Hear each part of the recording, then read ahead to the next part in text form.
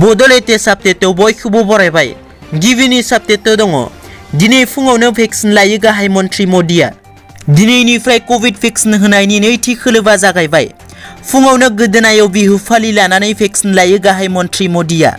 दिल्लीयाव थानाय एम्सआव कर'ना भेक्सिन लायो गाहाय मन्थ्रि बिथाङा। भेक्सिन लानो थाखाय फुङावनो एम्सआव होयो गाहाय मन्थ्रि बिथाङा।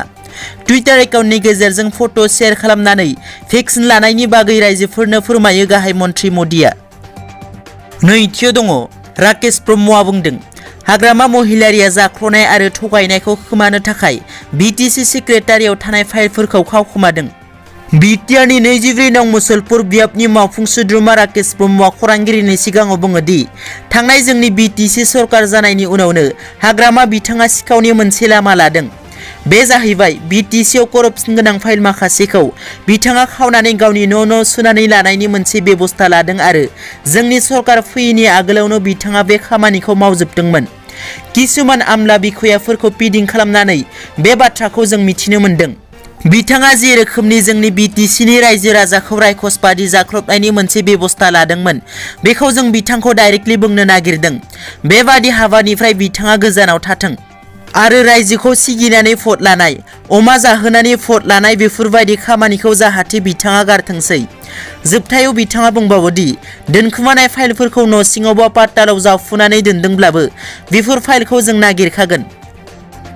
थामथियाव दङ मुकेश आम्बानीनि नखरखौ फोजोबस्रांनो हुमखि होनायखौ जेस उल हिना रुजुना लायो।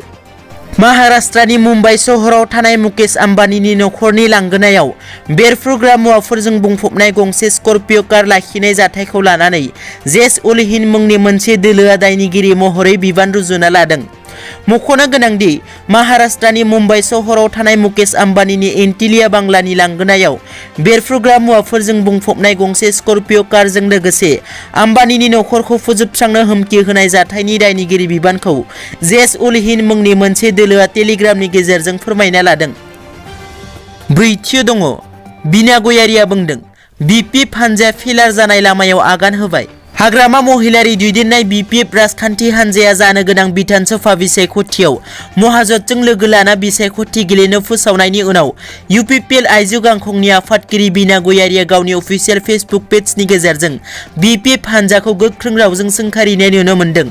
बिना गयारिया लिरदों दि जेब्ला जों गुबुन राजखान्थि हानजाजों लोगो जायो अब्ला जोंखौ हारिखौ फानबाय होनना बुंदोंमोन BPF हानजाया। बे खेबाव हाग्रामा महिलारिखौ जों मा बुंनो नांगौ? बड'लेण्ड सोमावसारनायखौ होबथाग्रा BTR गोरोबथाखौ गनायनानै लानो हायै BPF हानजाया बे खेबाव आरो देरहासार जानो हाला, मानोना फेलार जानाय लामाजों आगान होबाय। दिनैनि रादाबा एसेनोसै। नोंथांमोना जुदि आंनि चेनेलखौ दासिमबो साबस्क्राइब खालामाखै, अन्नानै साबस्क्राइब खालाम। गोजोन्थों।